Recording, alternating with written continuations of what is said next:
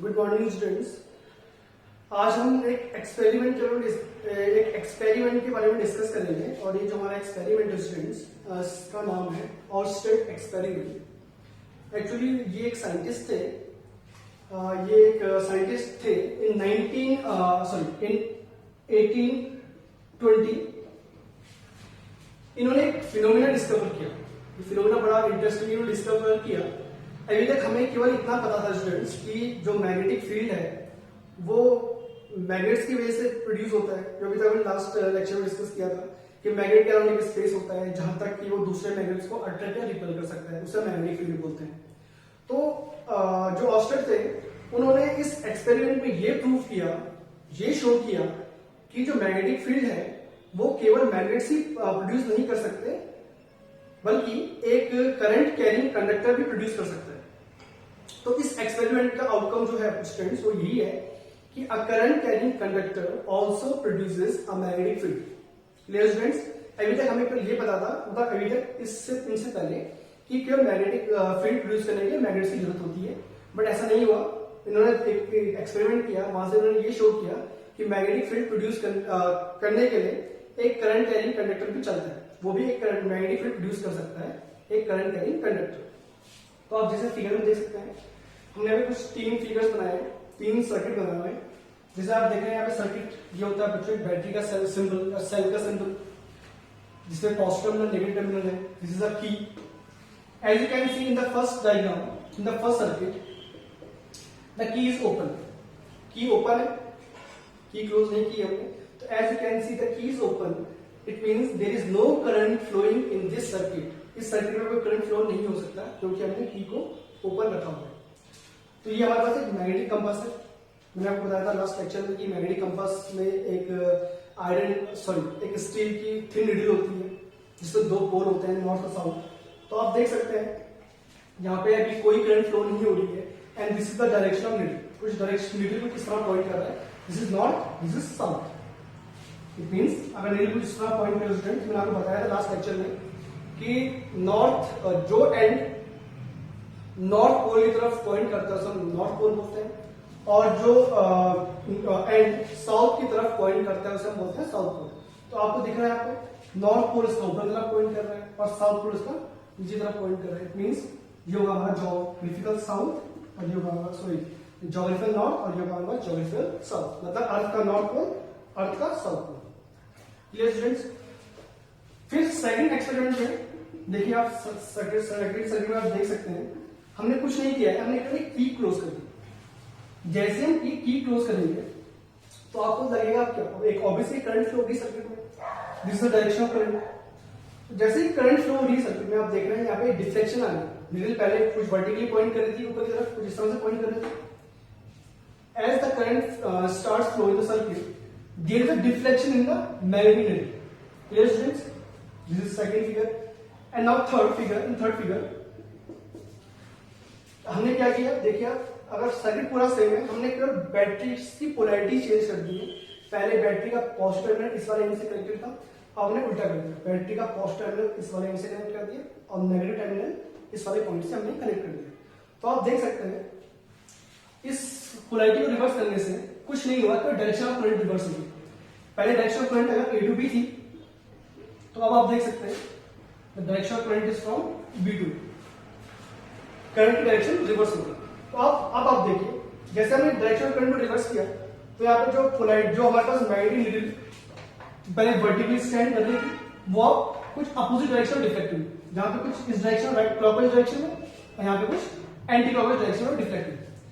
तो ये experiment students केवल इससे हमें ये प्रूफ होता है, या फिर यहाँ से जो हम कंक्लूजन निकाल सकते हैं वो ये है कि पहली चीज डिफ्लेक्शन कब हुआ मैग्नेटिक नीडल में, जब हमने करंट फ्लो कराई। ये क्लियर है सभी को, आप सभी को दिख रहा होगा। दोनों फिगर्स में करंट फ्लो हो रही है और दोनों ही केस में हमारे पास मैग्नेटिक जो नीडल है उसमें डिफ्लेक्शन है। तो hence we can say that a magnetic field can also be produced by a current carrying conductor. जैसे ही करंट फ्लो हुई डिफ्लेक्शन आ गया। और स्टूडेंट्स आपको ये पता ही होना चाहिए कि मैग्नेटिक कंपास या मैग्नेटिक नीडल केवल मैग्नेटिक फील्ड में ही डिफ्लेक्ट करती है, बिना मैग्नेटिक फील्ड को डिफ्लेक्ट कर ही नहीं सकती। जैसे आपको दिख रहा है यहाँ पे कोई डिफ्लेक्शन हमें हमारा आ गया है, इसका मतलब ये है कि यहाँ पे कुछ ना कुछ मैग्नेटिक फील्ड आ गया। और मैग्नेटिक फील्ड कहां से आया? की क्लोज करने से। की क्लोज करने में क्या हुआ? करंट फ्लो हुई। सिमिलरली यहाँ पे देखिए आप, हमने की क्लोज की, डायरेक्शन ऑफ करंट भी रिवर्स कर दिया और मैग्नेटिक कंपास फिर से अपना डायरेक्शन से चेंज कर दिया। तो यहां से कुछ हम दो कंक्लूजन निकाल सकते हैं। Conclusion, what is first conclusion? Current carrying conductor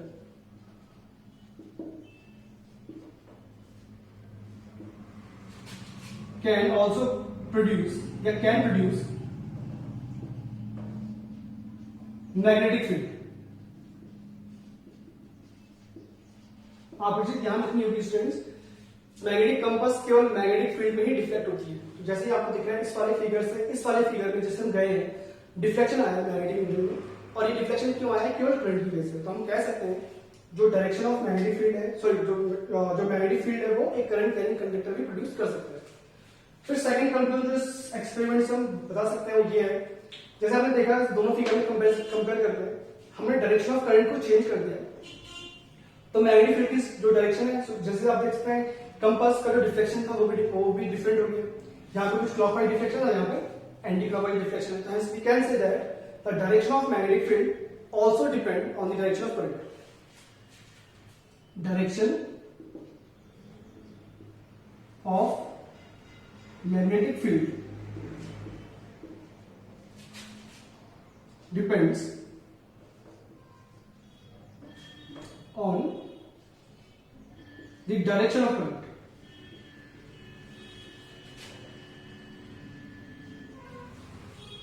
तो मैग्नेटिक फील्ड डायरेक्शन स्ट्रेंथ वो डायरेक्शन ऑफ करंट पे भी डिपेंड करती है और साथ में इसकी स्ट्रेंथ भी डिपेंड करती है। मतलब इसका मतलब ये है कि सपोज करो आपने अगर स्ट्रॉन्ग करंट फ्लो कराई तो यहाँ पे डिफ्लेक्शन ज्यादा होगा। डिफ्लेक्शन का ज्यादा होगा इसका मतलब क्या है कि यहाँ पे स्ट्रॉन्ग मैग्नेटिक फील्ड प्रोड्यूस हो गया। तो तीन कंक्लूजन ऐसे बोल सकते हैं। पहला, एक current carrying conductor magnetic field produce कर सकता है। दूसरा, the strength of magnetic field depends on the strength of current. जितना स्ट्रॉन्ग आप करंट यूज करेंगे उतना ही स्ट्रॉन्ग मैग्नेटिक फील्ड प्रोड्यूस होगा। और एक चीज और, डायरेक्शन, जैसे हमने डायरेक्शन ऑफ करंट रिवर्स की, मैग्नेटिक फील्ड की डायरेक्शन भी चेंज हो गई है। तो हम कह सकते हैं कि जो direction of magnetic field direction of magnetic field है वो डायरेक्शन ऑफ करंट पे भी डिपेंड करती है। तो सो स्टूडेंट्स, ये हमारा ऑस्ट्रेल एक्सपेरिमेंट था, काफी इंटरेस्टिंग एक्सपेरिमेंट है। इसी एक्सपेरिमेंट से पहली बार हमें ये पता लगा कि ये current carrying conductor magnetic field produce कर सकता है और ये एक्सपेरिमेंट इसका प्रूफ है। Now moving to next topic,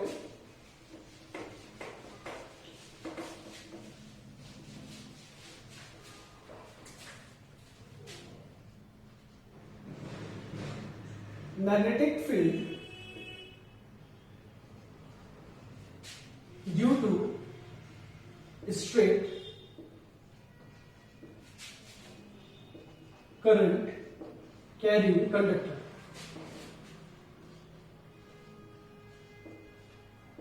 magnetic field due to straight current carrying conductor. So students, suppose कीजिए we have a straight current carrying conductor and the conductor is AB।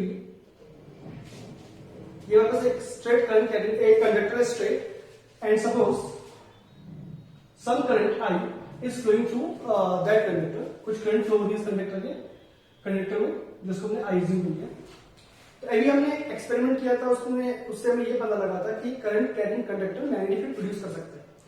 अब हम बात करें स्टूडेंट्स, मैग्नेटिक फील्ड में दो चीज आएंगी, एक तो आएगी उसकी स्ट्रेंथ कि वो कितना स्ट्रॉन्ग है मैग्नेटिक फील्ड, और दूसरी आएगी उसकी डायरेक्शन। तो अब हमें बात करनी है एक मैग्नेटिक फील्ड, एक स्ट्रेट करंट कैरिंग कंडक्टर का जो मैग्नेटिक फील्ड होता है वो किन फैक्टर पर डिपेंड करता है। मतलब उसकी जो स्ट्रेंथ है वो किन फैक्टर पर डिपेंड करती है और डायरेक्शन किन फैक्टर पर डिपेंड करती है।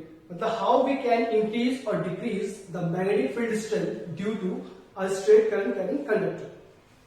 तो स्टूडेंट्स, ये वैसे ही टॉपिक क्लास 12 में डिटेल में आएगा, वहां पे इसका फॉर्मूला भी आता है, बट फिलहाल अभी हम केवल एक रफ आइडिया आपको कॉन्सेप्ट वाइज आपको इसमें एक्सप्लेन कर सकते हैं। तो फर्स्ट पॉइंट में ध्यान रखना है, magnetic field the strength of magnetic field depends on on. Point first, directly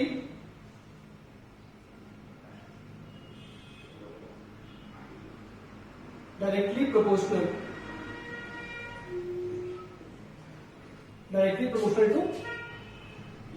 to strength of current.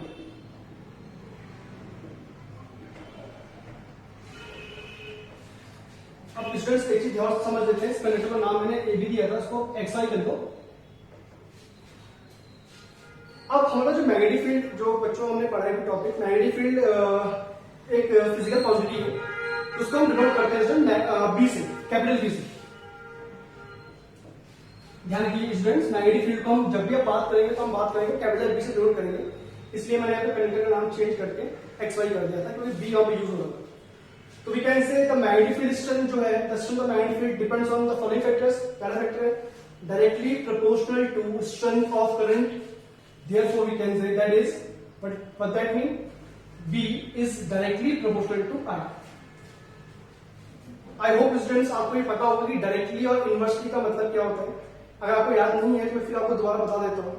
Directly proportional का मतलब ये होता है स्टूडेंट्स कि अगर हम करंट को इंक्रीज करेंगे तो मैग्नेटिक फील्ड की स्ट्रेंथ भी इंक्रीज होगी, और अगर हम करंट को डिक्रीज करेंगे तो मैग्नेटिक फील्ड की स्ट्रेंथ भी डिक्रीज होगी. It means we can say there is a direct variation between B and I. It means if I increases, B also increases. If I decreases, B then also decreases. This is a directly proportional relation. Second term is inversely. Inversely proportional to the distance of point from the conductor. That is, B is inversely proportional to R. Now what is R? Suppose students, we have to find the strength of magnetic field at this point, which is R distance. Suppose we have to find the magnetic field strength at the point P, which is R distance from a current carrying conductor. So from this second point, we can say that the strength of magnetic field is inversely proportional to distance of point from the conductor. इसका मतलब क्या है students? जितना दूर आप जाएंगे, inverse मतलब अगर आप R को इंक्रीज करेंगे तो मैग्नेटिक फील्ड की वैल्यू डिक्रीज होगी, और अगर आप R को डिक्रीज करेंगे तो मैग्नेटिक फील्ड की वैल्यू इंक्रीज हो जाएगी. इसका मतलब ये students, suppose we consider 2 points P and suppose this is point Q. तो आप चेक करें इन दो पॉइंट में से मैग्नेटिक फील्ड की स्ट्रेंथ ज्यादा कहां पे होगी, तो आप कह सकते हैं sir, because the strength of magnetic field is inversely proportional to distance of point from the conductor, and from the figure you can say that point Q is much farther from the point P. So we can say the strength of magnetic field at point Q is less than at point P. इसका मतलब students ये है कि मैं आपको दिख रहा है इस फिगर में कि जो Q पॉइंट है वो P से काफी दूर है, या फिर इस कंडक्टर से काफी दूर है एज कंपेयर टू P. तो हम कह सकते हैं जो Q पे जो मैग्नेटिक फील्ड स्ट्रेंथ होगी वो काफी वीक होगी एज कंपेयर टू P, क्योंकि P क्लोजर है. आप और दूर जाएंगे तो मैग्नेटिक फील्ड की स्ट्रेंथ और डिक्रीज होने वाली है, आप और दूर जाएंगे तो मैग्नेटिक फील्ड पहले फिर से और डिक्रीज होने वाली है. तो आप जितना दूर जाते रहेंगे इस कंडक्टर से, उतनी मैग्नेटिक फील्ड की वैल्यू डिक्रीज होती रहेगी. और उल्टा ही हो सकता है, आप जैसे क्लोजर आते रहेंगे Q से पहले आप यहाँ पे आए, फिर आप और आगे आए और सामने आप, जितना आप आगे आते रहेंगे मैग्नेटिक फील्ड की वैल्यू इंक्रीज होती रहेगी. तो स्टूडेंट्स ये दो फैक्टर्स हैं मेनली जिनमें हमारे पास ये जो मैग्नेटिक फील्ड की स्ट्रेंथ है ये डिपेंड करती है. एक तो है करंट की स्ट्रेंथ पे, और दूसरा हमारे पास डिस्टेंस ऑफ पॉइंट कितना है हमारा कंडक्टर से. अगर सामने है तो मैग्नेटिक फील्ड स्ट्रॉन्ग होगा, और अगर काफी फार है तो हम कह सकते हैं कि मैग्नेटिक फील्ड स्ट्रेंथ काफी वीक होगी. स्टूडेंट्स ठीक है, इसका समझ में आएगा आप लोगों को. तो यहाँ से तो हमें ये पता लगा कि जो स्ट्रेंथ है मैग्नेटिक फील्ड की वो किन फैक्टर पर डिपेंड करती है. अब हम बात करते हैं स्टूडेंट डायरेक्शन की. Direction of magnetic field is given by right hand thumb rule.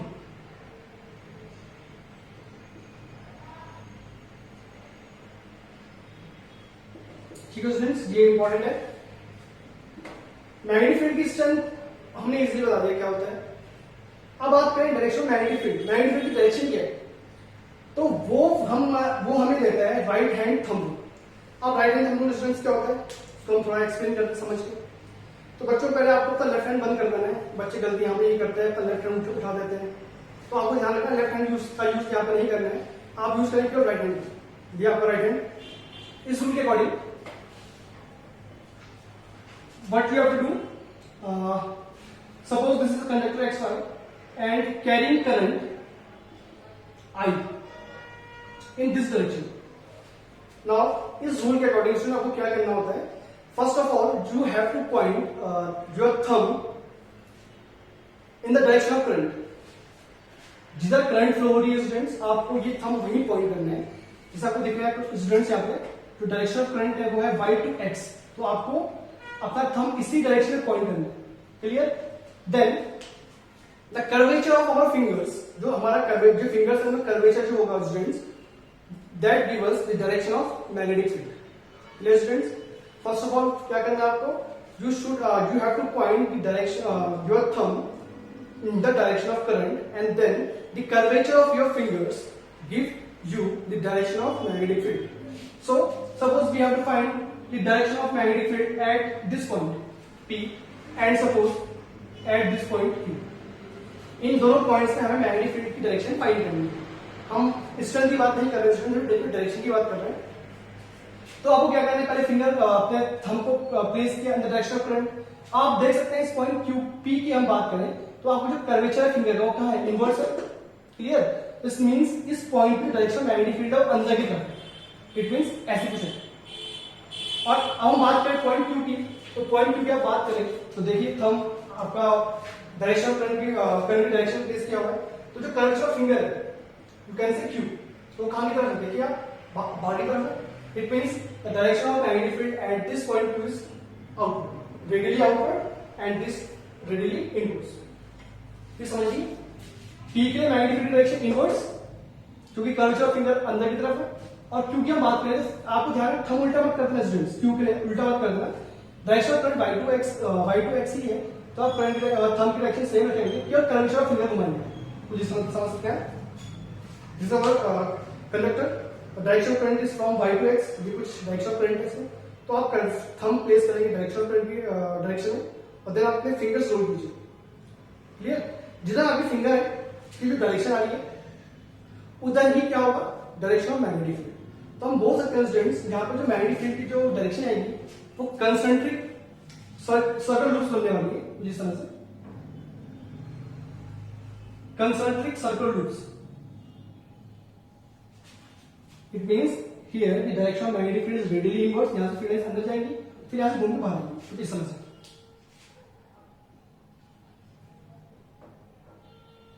इसको हम सही जगह से बना लेते हैं। This is a current carrying conductor XY and this is a horizontal plane. समझ लेंगे आप, इस तरह एज्यूम कर सकते हैं।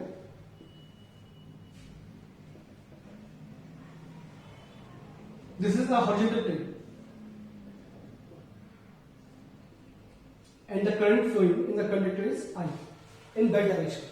स्टूडेंट्स ये क्या है, ये हमने एक प्लेन लिया हुआ है। सपोज स्टूडेंट्स ये this is current carrying conductor, ये मेरा हथेली है, ये मेरा जो हाथ है स्टूडेंट्स, आप इसको वो प्लेन एज्यूम कर सकते हैं।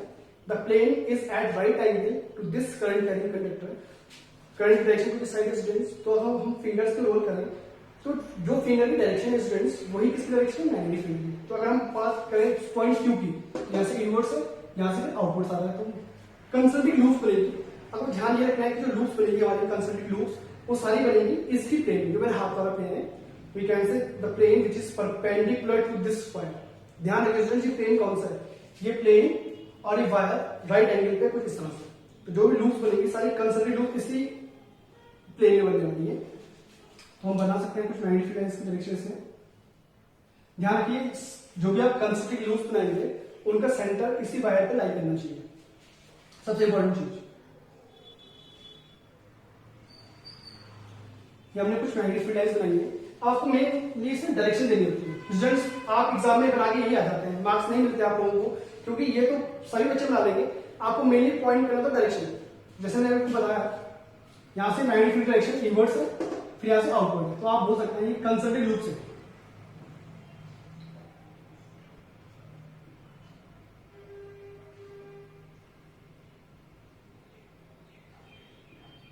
तो स्टूडेंट्स इस टॉपिक में हमने स्ट्रेंथ ऑफ मैग्नेटिक फील्ड के बारे में पढ़ा, एक स्ट्रेट करंट कैरिंग कंडक्टर कितना प्रोड्यूस करेगा, किन फैक्टर पर मैग्नेटिक फील्ड की स्ट्रेंथ डिपेंड करेगी, और लास्टली हमने right hand thumb rule apply करके डायरेक्शन ऑफ मैग्नेटिक फील्ड भी फाइंड करेंगे। Clear students? सपोज कीजिए स्टूडेंट्स अगर डायरेक्शन ऑफ करंट अपोजिट हो जाती है, if the current flows in opposite direction, it means in this direction. Now what is the direction of magnetic field? फिर से अगर आपको मैग्नेटिक फील्ड लाइंस प्लॉट करनी है स्टूडेंट्स, तो कैसे प्लॉट करेंगे आप? फिर से आप समझिएगा, ये एक हॉरिजॉन्टल प्लेन है जो मैंने भी बनाया था। इस बार डायरेक्शन ऑफ मैग्नेटिक फील्ड की बात करें तो आप देख सकते हैं इस बार डायरेक्शन ऑफ मैग्नेटिक फील्ड ये सॉरी जो डायरेक्शन ऑफ करंट है वो डाउन डायरेक्शन में, तो आपको अपना थंब इस डायरेक्शन में प्लेस करना है और फिंगर्स का जो कर्वेचर है that gives us the direction of magnetic field. तो आप देख सकते हैं इस केस में लेफ्ट हैंड साइड में लेफ्ट हैंड साइड में बात करेंगे तो मैग्नेटिक फील्ड डायरेक्शन इनवर्स है। अगर यहां बात करें तो यहां से फिर मैग्नेटिक लाइंस बाहर घूमती हैं, तो इस तरह कुछ कंसेंट्रिक लूप्स बनने वाली है। तो ये कुछ हमारी कंसेंट्रिक लूप्स होंगे। यहां से स्टूडेंट्स ये इस बार इनवर्स है, रेडियली इनवर्स, और फिर यहां से फिर रेडियली आउटवर्ड। तो इस तरह लूप्स अंदर मैग्नेटिक लाइंस अंदर की तरफ गई, फिर दोबारा बाहर इस तरह घूम के आ रही।